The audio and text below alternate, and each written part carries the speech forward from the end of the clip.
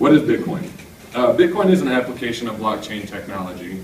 It has its own peer-to-peer network that keeps itself secure and in synchronization with itself around the world. Bitcoin is an application similar to email. It's a technology. It's not a company. It's not a service. It's not a product offered anywhere.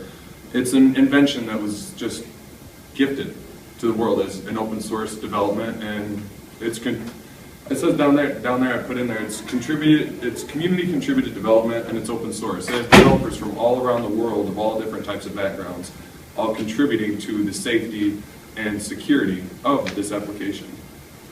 Like I was saying, it's the world's first. You try to buy a handmade art item out of Guatemala and have it shipped to your house. You won't be able to do that with your credit card unless you give your bank pre-authorization. And that's the state we live in with our current credit cards and our current digital financial system. Bitcoin's bringing something new to the table for sure. And it's free. You try to send somebody money over in California, or say if your brother in California needs some money, just a couple $100 just to make rent or something. Try to send them that money, it's going to cost you $30, $40 just to send that money to them through Western Union. Or if you try and do a bank transfer, it's even more complicated. Bitcoin's free. You can send it to them, you can cash it in. You can send it over. You can send Bitcoin to somebody in China. They cash it in for yen, or the currency there. Sorry. Another question is, who accepts Bitcoin? To a lot of people, Bitcoin's just monopoly money. It's the same thing as points in a video game. Not really. Not anymore. Bitcoin has grown a lot, and there's even companies such as Virgin Galactic. I'm sure there are people here who have heard of Richard Branson. He's funded a new space exploration company named Virgin Galactic, and for his first consumer flights into the stratosphere, he's actually accepting Bitcoin for those tickets. Everywhere, this company right here, Gift, they sell gift cards for Bitcoin. And through Gift, the companies that sell gift cards on gift.com, they accept Bitcoin indirectly. So all of these companies right here, you can buy a gift card for these companies in Bitcoin.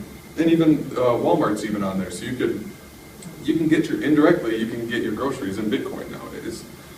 Dell, Expedia, Tiger Direct, Overstock, Zynga. Pizza for Coins is, the reason I put them there is because they're not as internationally known or as big a conglomerate as the other companies on here. But the very first actual practical transaction that ever happened in Bitcoin was in 2010. Somebody paid 10,000 Bitcoin for a large pizza in a 2-liter. And that was the very first actual practical transaction that ever happened. And since then, Pizza for Coins, it's just like a traditional thing, ordering pizza with Bitcoin. Coinbase up here is actually probably the most popular place to buy your Bitcoin. It's extremely complicated, very frustrating, and not many people succeed with it, and it's actually been hindering the image of Bitcoin because of how hard they make it. Whereas a company like Coin Outlet, I have to admit, I am a bit biased of Coin Outlet. I work for them. I'm the assistant director of technology for that company. We're a Bitcoin ATM manufacturer. These ATMs are going to be going to the most high traffic locations across the United States and the UK. And we've got a lot of traction running with us. Localbitcoins.com is an important one to mention. That's where Bitcoin enthusiasts all around the world can make a profile that they're willing to buy and sell Bitcoin. And then people who want to buy and sell Bitcoin can go on there, find them, and you can even find someone locally to deal in cash. You give them cash, they give you Bitcoin. Or you can even find whatever online payment method you're comfortable with, be it a credit card, Western Union, PayPal, whatever you feel comfortable with. There's someone on localbitcoins.com willing to sell you Bitcoins. Is Michigan State going to get a Bitcoin ATM? It'd be nice. I'd love to put one here. Right now, once our manufacturing process is more up to speed, right now we're only able to produce 10 machines a month. We've got 100,000 out on contract already. So we're trying to get our manufacturing speed up to date. In January next quarter, we'll be going through another funding round where we'll be able to put more money into our manufacturing process. So in time. Only like an ATM, is that an online service? It'll be both. Oh, the okay. ATM is coming first, though. Okay. Because there's already tons of online services to buy Bitcoins. the tangible, right here, physical representation we feel is more important, so we're working harder towards that. Bitstamp, over on the left-hand side, is another company that's an online exchange.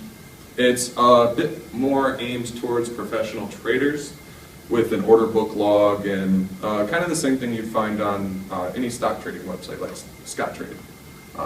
It has an order book and all kinds of complicated things. My personal favorite is Veerwax.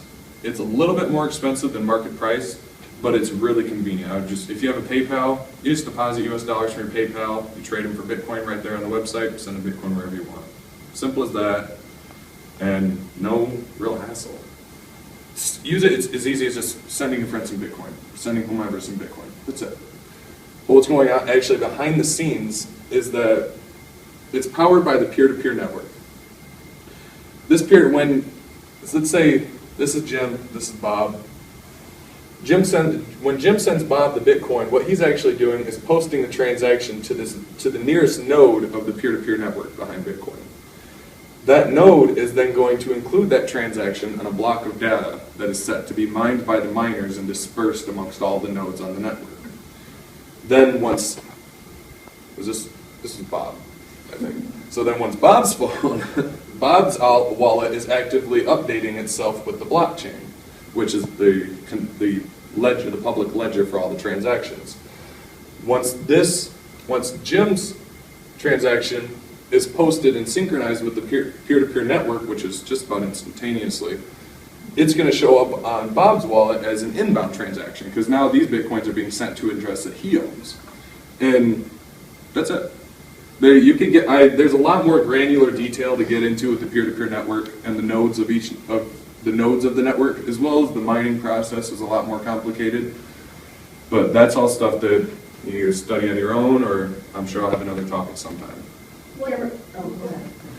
My question is like, what is the currency rate? Like how many Bitcoin is $1? Or right now, about $380 for one Bitcoin. So Bitcoin is worth a lot. So you would use less Bitcoin to buy something? It depends on the person selling it. The person selling it, there's some companies out there that keep a static value in Bitcoin just to help the Bitcoin economy. And then there are other people that consistently update it to be the current value of whatever they want in US dollars. Does that make sense? Yes. So Bitcoin is putting its own worth on the Bitcoin right now? No, it's a market determined value. Okay. Just like a stock. Right. Just in January, it peaked over $1,200 per Bitcoin, and just in the 10 months since then, it's dropped that much, $800. There's a number of things that happened in the community that contributed to that, but go ahead. I didn't know why it fluctuated so extreme. So young. Oh, okay. It's only been around for 5 years, and it's trying to establish itself as a globally accepted currency. There's a lot of violence, a lot of volatility that's happening in that process. Yeah, originally there were just only so many Bitcoins, right? Wasn't there a finite amount? Yep, there still is. There still is. So what, and then can you remind me what that is? By the year 2140, there will be 21 million Bitcoins on the market. Right now, there's only 14 million. The rest, those other 10 million, are waiting to be mined in the mining process. It's part of the reward that has been implemented into the source code and the algorithms behind Bitcoin. I'm sorry, she was trying to... Right. What does Bob need to know about Jim to make that transfer? How does that... Just needs to know his Bitcoin address. That's it. No... That's linked to your name, your address, whatever? It's just linked to your wallet software. And the wallet software is free to download. Doesn't require an ID, social security number, firstborn child, anything like that. Because of the volatility of the rate, so if I send Bob $100, is he going to get $100 by the time it gets to him? Yeah, it's not that volatile to where you send him $100. I mean, if he sits on it for a week or two, it's going to be worth a different amount. It's not going to be... So if he doesn't withdraw it from his account, yeah, he needs to find some... transfer it into cash. US currency or, yes. Yep, Okay. exactly. It could change. Yeah. He could, Could he go could up, have could go $200. Yeah.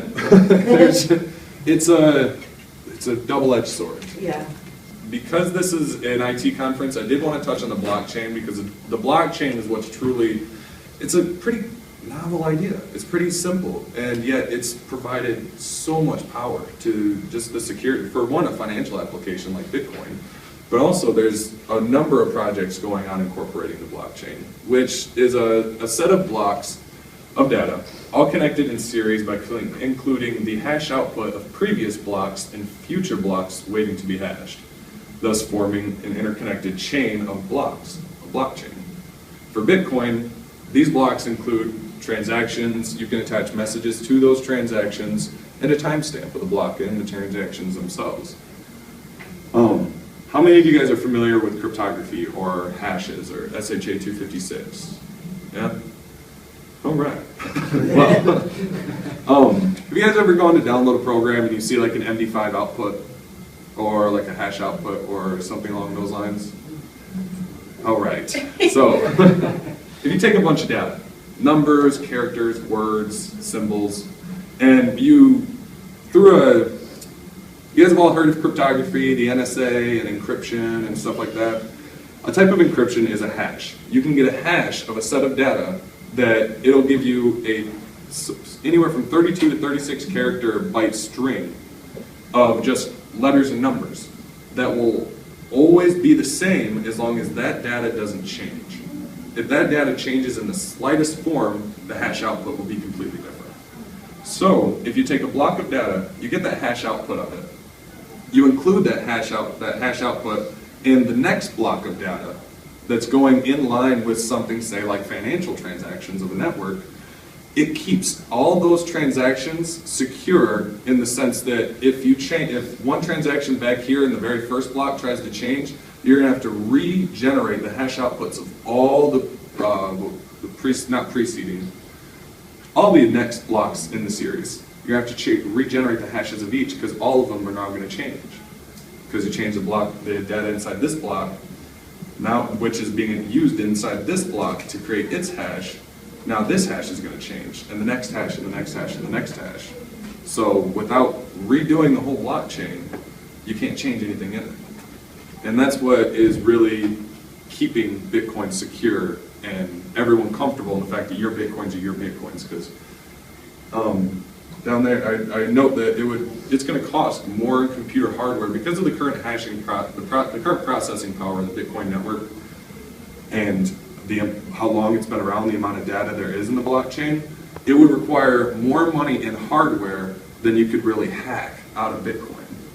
And that's another thing that keeps it stable and secure. But it was hacked, wasn't it? No.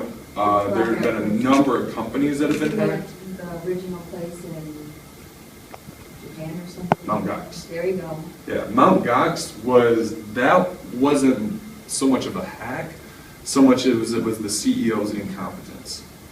He developed the trading exchange from a model he was using to trade Magic the Gathering cards. That didn't work out very well. His systems were stress tested and failed without him telling his consumers or his consumers, customers, investors. He didn't tell anybody. And he just let the problem keep going and going and going and tried to keep it in the dark as much as he could.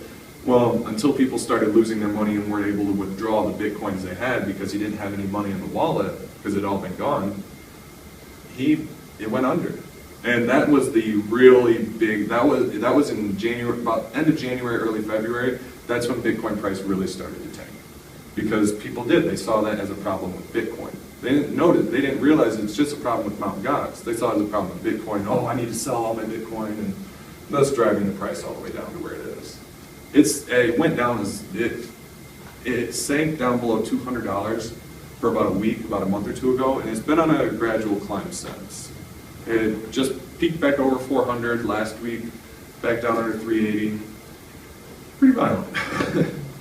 It provides bank-like services to people who have no access to a bank, or just don't want to deal with a bank. You can send anyone money, anyone can send you money with no third party involved. No foreign agent, no bank, no credit union, just you and your buddy. you and whomever you're doing business with. It gives you the ability to shop online anonymously. No credit cards, no social security numbers, no personal, you don't even have to put your real name. If you make the order, you put it down for, say, Bob Groves even. You put it down for him and then have it sent to your address, it's going to come to you because you sent your money for that. You didn't have to put up any sensitive information. It was just sent to you and you paid for it. That owner got the Bitcoins and is doing what they need to with them. Does it keep record though, when I purchase my Bitcoin, is there any record of where that money's coming, my PayPal account or, Yes, but I'm willing to, that's all dependent on the company you buy the Bitcoins from or the person you buy them from. But if you're truly trying to be completely anonymous. Pay for it in cash. Find somebody you can pay for Bitcoin in cash and then take them from there. And, it can't stop, Bitcoin can't stop you from giving up your information. What you give up is what you give up, but Bitcoin doesn't require you to give up anything more than an address that's generated by your wallet, not a home address. Two different things. Is there any, then, not that being anonymous is, but that was what I understood about Bitcoin is that was one of the huge things about being anonymous. So your wallet on your phone, like computers, we have IP addresses, you can tell, things. Is that it's pseudo-anonymous. Okay. Bitcoin is as anonymous as you make it. But even then, once it's as anonymous as you make it, because the blockchain, it's a publicly accessible ledger. Everything is 100% transparent. Someone might not be able to prove that you own this Bitcoin address that owns these many Bitcoins, but they'll be able to see anytime the money moves, because it's all recorded on the blockchain. That's how it works. My favorite story about what Bitcoin has done is everyone familiar with WikiLeaks? Mm-hmm. WikiLeaks recently last year went through a big problem. All of their donation channels were frozen. PayPal, their bank accounts, Western Union, everything was done. They couldn't get any more US dollar donations. They were looking at shutting down. It was big. They had no support. They were losing everything. They learned about Bitcoin, they started accepting Bitcoin donations, and since then have gotten more money donated through Bitcoin channels than they have in US dollars. It's really opened up a lot of doors for someone like WikiLeaks. Sean's Outpost over here. When Bitcoin, about 3 years ago, guy got the wild, crazy idea, hey, if you donate some Bitcoins to me, I'll start feeding the homeless. It's only costs $1 something per meal. I can feed this many people with this many Bitcoins. He got a lot more than he anticipated, and he kept up with it. He's been really responsible about the whole thing, and recently somebody called him out online asking for a bit of transparency with the funds he's receiving, and he immediately threw out a letter, hey, I don't know my exact accounting terms, but here's everything I'm doing right now. Laid it out line by line. Really good guy. There's also up here, BTC Jam and Bit Lending Club. You gotta hop on and get a loan in Bitcoin. They could care less what your personal credit report is. They could care less what your US dollar credit is. Those two platforms are where you can go right now to start establishing a credit line in the Bitcoin space. You borrow Bitcoin, pay it back. Now on those platforms, you've got a credit history of having paid back 1 Bitcoin. It says nothing about the US dollar come out of there. So what I've done is, I know me personally, I've been borrowing Bitcoin and paying them back, trying to establish a credit line that's directly tied to the value of Bitcoin. Borrowed 10 Bitcoin now, paid it back, it's like $3-4 grand. But say in a year or two, with my optimistic opinion that Bitcoin's going to be going up in value, that credit line will be worth a lot more. I could even look at starting flipping houses or doing what I want to as far as business. Change tip. Anyone ever had the wild idea that it'd be nice where instead of likes and shares on Facebook or retweets on Twitter, you can actually get paid for that? Change tip is doing that. Right now, you can actually send people tips on Twitter. You can send people tips on Facebook, on Reddit. All these various online platforms. Change Tip has devised their own software so that people can tip each other on the internet. Bitcoin Investment Group, it's a voluntary group of people that hunt scammers in the Bitcoin space. They find various websites that are just scams, various people that are just scam artists. On the lending clubs, there are people that will post fake loans where they're just trying to get the money and run.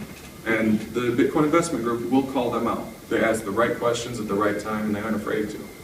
That's another group, and this is a completely voluntary group. Nobody gets paid to do that. It's everyone just looking out for each other.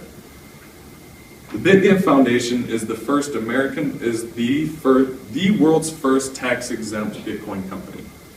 It's just a charity. They do various activities all around the world, but they're the first one to actually achieve a tax-exempt status by the United States. Another thing that Bitcoin says, because it's been released open source, and because of its recent success the last few years, hundreds of, I think now we're at over 500 altcoins. Altcoin is a term, it's short for alternative cryptocurrency to Bitcoin. All these altcoins have come out the gates. Everybody thinking they can make an altcoin and get rich from it.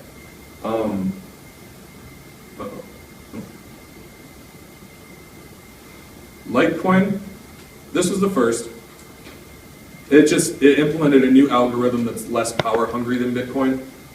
Dogecoin, an exact mirror of Litecoin, except it was implemented as a joke. People thought it'd just be funny, because Doge, the meme, that's it. But a really supportive community got right behind that coin, started sharing money with each other. There was this guy called The Hood that is similar to Anonymous, where he was just going around the streets of LA just handing out $500 to this homeless person, $1,000 to this homeless person. And all that money was donated by Dogecoin. There was a lot of movement that happened there. Ethereum, it's like Bitcoin, except it's service-based. Imagine if when you're using the internet, say you had a Bitcoin, 0.0000001 of that Bitcoin per minute went to Tim Berners-Lee, the guy who invented the internet.